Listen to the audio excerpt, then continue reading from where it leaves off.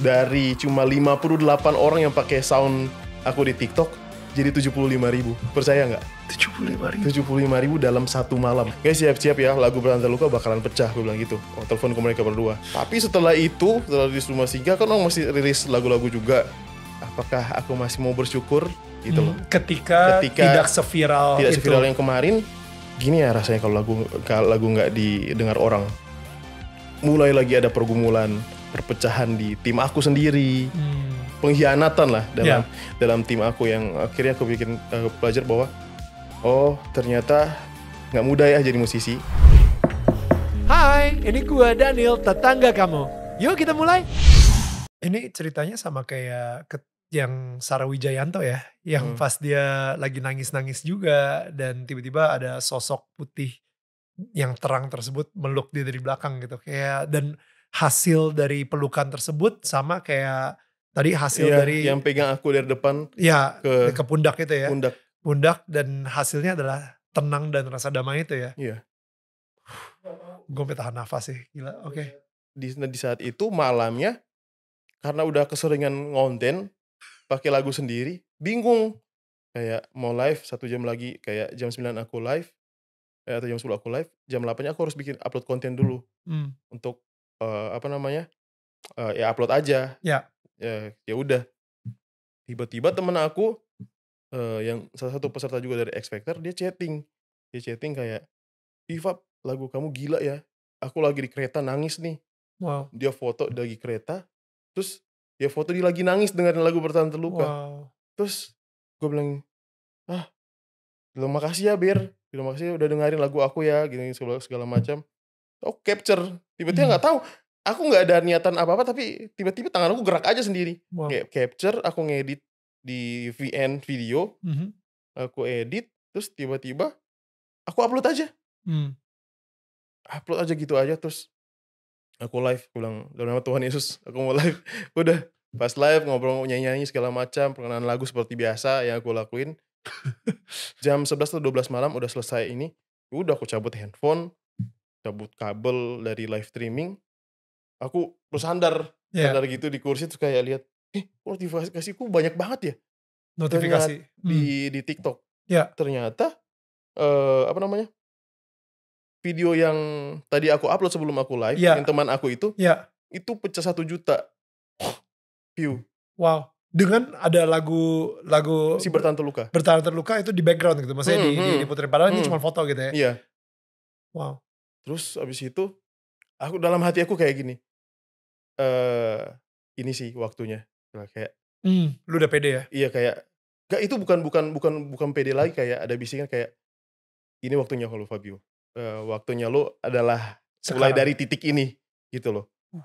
Dan benar gak, besoknya sound yang dipakai itu langsung dari cuma 58 orang yang pakai sound aku di TikTok jadi 75.000. Percaya nggak? Mujizat Tuhan bisa sebesar itu. 75.000 dalam satu malam. Damn. Pagi-pagi itu gue pas lihat, ini beneran 75.000 loh yang pakai sound. Gila kan, aku sampai kayak, langsung telepon Lukas, langsung telepon si Trakas. Gue gak jadi ke hotel lo. Gue langsung bilang, Lukas adalah saksi dan Trakas itu adalah saksi perjalanan, karena mereka yang ngikutin aku dari nol banget. Langsung telepon Lukas sama Trakas, guys siap-siap ya. Aku udah sepede itu, gue bilang, guys siap-siap ya, lagu Bertahan Terluka bakalan pecah, gue bilang gitu. Oh, telepon ke mereka berdua. Gue bilang, tolong jaga hati. Gue bilang, jangan sombong, pokoknya tolong berdoa ya untuk lagu ini dan karir kita bertiga gitu loh. Dari saat itu tiba-tiba lagunya pecah, di mana-mana kedengaran, FYP sampai kayak bosan dengar suara sendiri di TikTok. Kayak, Tuhan, ini beneran gak sih? Gitu loh. Wah, di saat itu Kak Daniel, aku langsung aku bilang, Tuhan, aku mau puasa gini-gini untuk segala, untuk karir aku ke depannya gitu. Puasa, aku doa tiap malam, gak pernah berhenti sampai hari ini pun aku gak pernah berhenti untuk saat teduh gitu. Karena aku rasa itu kayak aku harus bukan menjadi kewajiban, tapi kayak aku butuh komunikasi dengan Tuhan. Apa sih yang terjadi sama aku hari ini? Aku mau ucapin terima kasih dan Pokoknya aku nggak bakalan putus berterima kasih. Bersyukur, aku bilang aku sangat-sangat bersyukur bisa balik lagi sama Tuhan, dan aku bersyukur, Tuhan masih mau menerima aku, gitu loh. Ya. Dan lagu aku bisa didengar sama orang itu udah sangat-sangat luar biasa. Dan amazing-nya, kadang-kadang kalau misalnya Kak Daniel tahu yang musisi-musisi lain mungkin lagi berjuang untuk karya-karyanya dia itu sangat impossible ketika yang aku tahu ya, single kedua itu bisa meledak juga. Dan lebih besar daripada Bertahan Iya Terluka. iya, aku Jadi yang pertama Bertahan Terluka itu berapa juta views sekarang di YouTube ya? udah 100 lebih ya. Kalau yang, single kedua? Itu sama, lebih lebih besar sih, hampir 200 kalau nggak salah. Iya iya iya. Itu 150 atau berapa? Rumah Singgah 156, Bertahan Terluka 60. 60, Oh. digabung sama video lirik 100 lebih. Tapi di saat itu pas mau rilis Rumah Singgah aku bilang gini, "Kalau Bertahan Terluka mereka bisa suka, berarti Rumah Singgah bakalan pecah juga sih." Ya, Makanya 3 bulan setelah rilis, Bertahan Bertahan Terluka, Terluka, kita langsung gas aja ya yang Rumah Rumah Singgah, Singgah. biar tetap, di-notice sama Iya, orang-orang pas lagi momennya, aku bilang gitu. dan itu malah jadi lebih gede lagi. Iya, ternyata lebih diterima lagi, Ya ya. gitu. Gila. Tapi setelah itu, setelah rilis Rumah Singgah kan orang masih rilis lagu-lagu juga, ada Hati Lain di Hatimu segala macam. Mmm, Tuhan kasih prosesnya juga bukan bukan bukan gampang, dan Tuhan kayak pengen mau lihat apakah aku masih mau bersyukur, gitu loh. Ketika tidak Ketika seviral tidak itu. seviral yang kemarin, di situ aku belajar bahwa, oh ternyata gini rasanya kalau misalnya lagu nggak percaya, gitu. Wow. Gini ya rasanya kalau lagu nggak didengar orang. Dan, eee, kayak mulai lagi ada pergumulan, perpecahan di tim aku sendiri, Mmm, ada ya sedikit problem dan, apa namanya, pengkhianatan lah dalam ya. dalam tim aku yang akhirnya aku belajar bahwa, oh ternyata nggak mudah ya jadi musisi, nggak bisa seinstan aku yang kemarin ya. Mmm, Kayak dalam jangka waktu nggak sampai 1 bulan Tuhan bisa bikin aku meledak dengan lagu single pertama, mmm, 3 bulan kemudian Tuhan kasih Rumah Singgah. Tuhan lagi uji aku di single ketiga kayak, "Oh nggak semudah itu loh, Fabio." mmm. Kan kayak, "Nggak semudah itu Nak, mau bikin lu sukses, lu nggak mungkin juara satu terus di sekolah," gitu loh. Kayak Ya orang tua, ya. "Lu nggak mungkin juara satu terus di sekolah, lu bakalan ada di posisi kayak 2 atau 3 segala macam." Bahkan sampai 30 pun itu pasti gitu loh, Ya. gitu. Aku sampai kayak, "Oh ya Tuhan, kayaknya, memang aku benar-benar." Dan di saat itu juga Kak Daniel saking sibuknya, aku nyanyi off air, promosi segala macam, kadang suka ke-skip saat teduh. Ya ya. Kadang suka ke-skip karena pas sampai pulang ke rumah pun, sampai apartemen, waktu saat itu teduh itu udah nggak ada. Ya, Kadang gini, kemalaman. aku pengen doa tapi udah di tempat tidur tapi gini, "Ya Tuhan aku mau pengen istirahat, terima kasih untuk hari ini." Ya Sebatas gitu doang, ya. dan ternyata Tuhan nggak suka. Oh, oke. Tuhan nggak suka cara aku seperti itu. Mmm, Dan akhirnya kayak, "Tuhan maafin aku ya," karena ternyata, eee, semakin, tingginya aku, ternyata ujian aku untuk dekat ke Tuhan itu semakin besar. besar. Mmm, Dan aku bilang, aku nggak mau jauh-jauh dari Tuhan pokoknya." Karena Tuhan itu udah apa, tempat aku berpegang yang sangat-sangat erat, dua tangan aku gini, aku nggak mau lepas cuma satu tangan doang gitu loh. ya ya. Jadi aku mulai lagi kayak mengkoreksi diri aku bilang, "Tuhan, dengan kesibukan aku seperti ini, aku off air segala macam, aku dapat kerjaan, rezeki dari Tuhan sendiri, aku nggak mungkin ninggalin Tuhan dong. Aku tetap harus, eee, apa namanya, bersekutu dengan Tuhan Ya. tiap malam, aku harus cerita ke Tuhan, kerjaan aku seperti ini hari ini, dan keadaan aku seperti ini, aku lagi sakit segala macam, lagi perform." Itu kan kadang luar biasa, aku lagi sakit, berarti di atas panggung sembuh, turun panggung sakit lagi.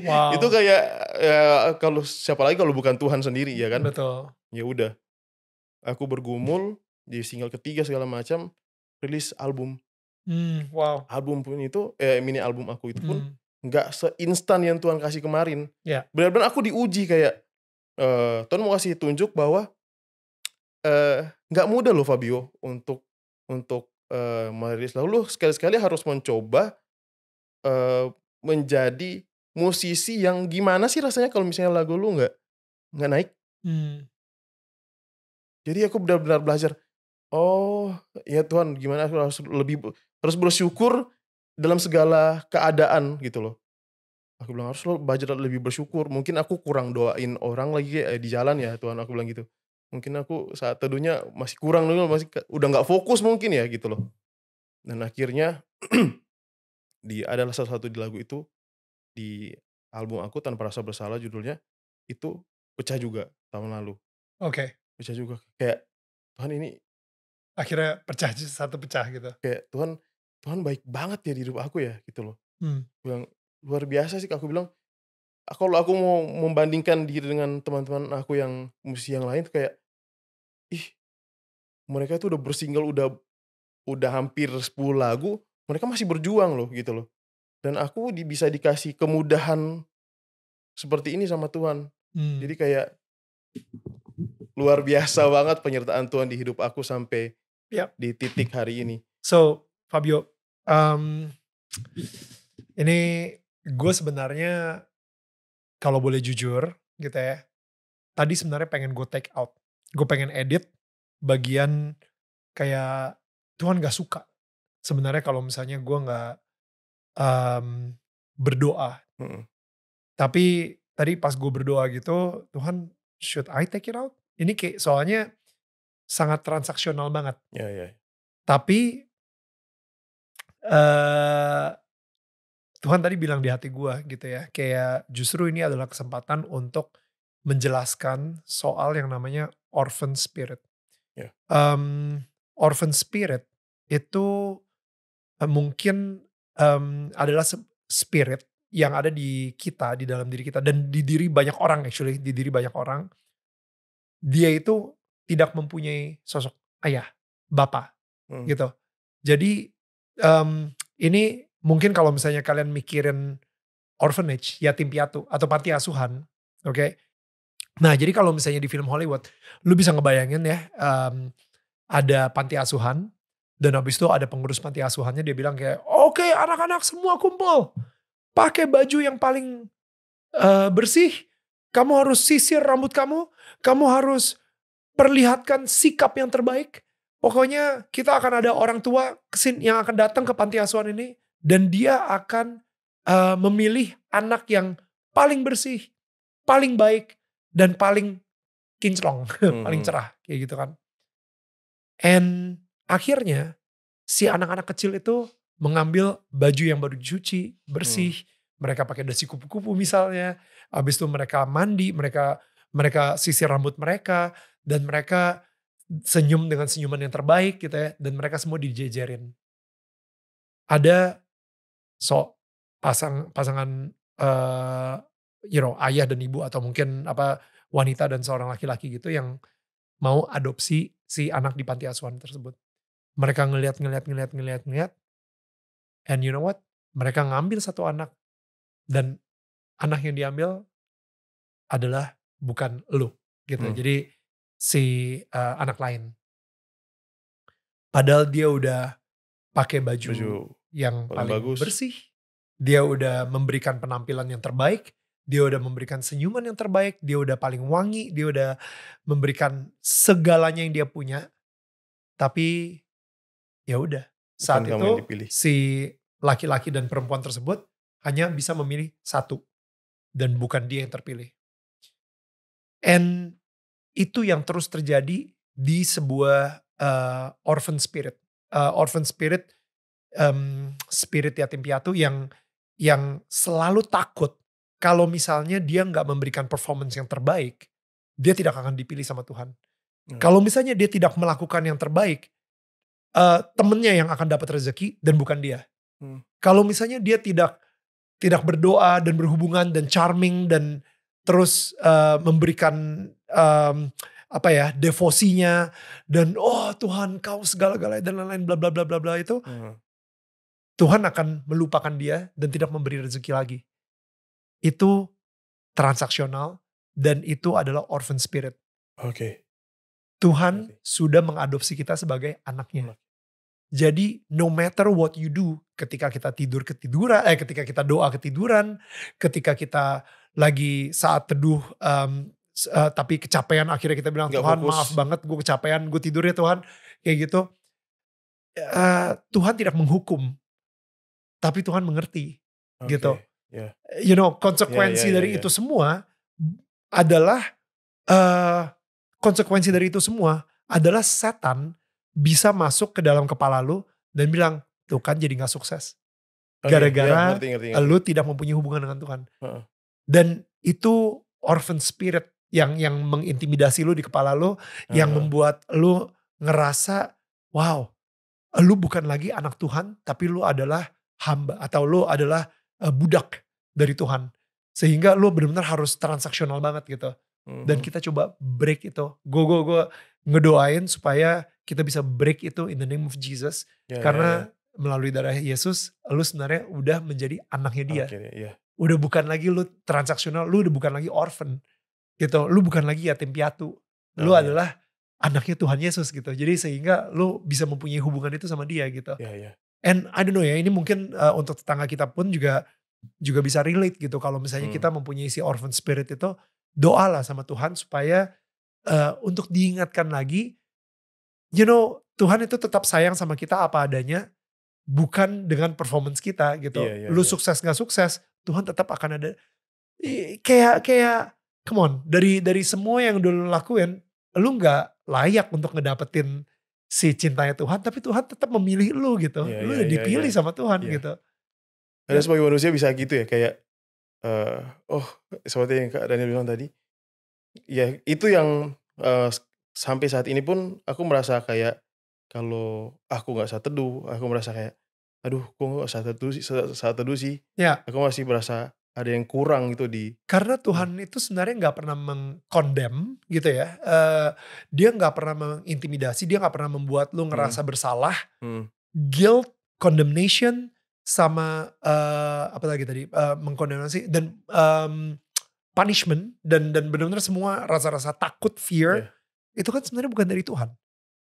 Ya kan, Tuhan itu benar-benar cuma bisa ngasih rasa kasih, kesabaran, sukacita, apalagi tuh, peace, love, joy, gentleness, faithfulness, semuanya itu benar-benar dari Tuhan gitu. Patience, tapi condemnation, guilt, fear, rasa iri hati, dengki, comparing dan lain-lain, itu semua dari setan gitu. Jadi semua perasaan-perasaan negatif yang lu dapetin itu kan sebenarnya dari setan gitu yang mengintimidasi dan taruh itu di kepala lu gitu, supaya si orphan spirit ini jadi kuat padahal lu udah adopted gitu. Itu aja sih, mudah-mudahan gak tahu ya, obrolan kita ini bisa merubah perspektif lu dan bisa merubah perspektif. Aku yang thank you loh udah kita juga gitu. Kasih itu. Karena setan senang sih ketika kita menghukum diri kita dengan melakukan ritual atau dengan miss ritual yang seharusnya Tuhan menginginkan ritual itu sebagai membangun sebuah hubungan, tapi malah ini jadi penghukuman buat lo gitu. You know, betapa sedihnya seorang ayah ketika anaknya itu ngerasa bersalah dan dia jadi depresi gara-gara lupa main ke rumah bokapnya gitu. Padahal ayahnya juga gak apa-apa sebenarnya. Gak apa-apa, lu kalau misalnya mau datang main ke rumah gue, it's okay kok, mampir aja. Emang gue ngerti kalau misalnya lu lagi sibuk, it's okay. Mungkin minggu depan ya, tapi jangan lupa kayak gitu. Tapi ketika dalam seminggu itu anaknya, gue seharusnya, gue jadi ngerasa bersalah, semuanya jadi jelek banget, dan akhirnya dia bilang, gara-gara gini nih, gue kalau misalnya ini, mendingan gue gak usah ke rumah Tuhan deh, gak usah ke rumah Bapak lagi deh, kayak gitu. Itu kan malah jadi jadi nge-cut off itu, dan akhirnya yang menang setan gitu.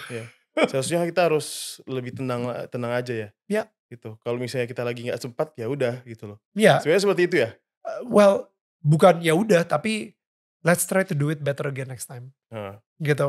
Gimana caranya supaya bukan kita menyempatkan Tuhan di dalam kesibukan kita, tapi justru kesibukan kita ini harus semuanya bersenter sama Tuhan. Iya. Jadi bagaimana caranya supaya kita bisa sebelum melakukan apapun, ya Tuhan yang dapat duluan, bukan Tuhan dapat sisanya. Gitu sih.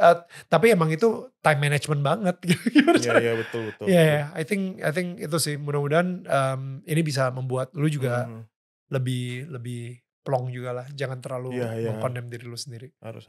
Thank you Kak Daniel. Thank you. I think gue notice aku soal itu. Fabio, gue seneng banget with your success. Gue benar-benar, gue berharap dan video klip lu juga yang terakhir, berharap kau kembali ya. Itu menceritakan tentang kehidupan lu juga sama nyokap lu. Itu lu kayak mempersembahkan video klip tersebut untuk almarhum nyokap gitu. Dan itu kayak bener-bener wah, pas gue nonton, ini siapa sih yang naruh bawang di daerah sini gitu kan. Kayak mengiris-iris, menyayat-nyayat banget gitu. Karena ngelihat apa sih tempat makan yang lu bawa gitu pas lagi kerja. Nasi goreng. Itu nasi goreng itu kayak masakan, mau enak apapun masakan di luar, tetap masakan sederhananya ibu itu paling enak.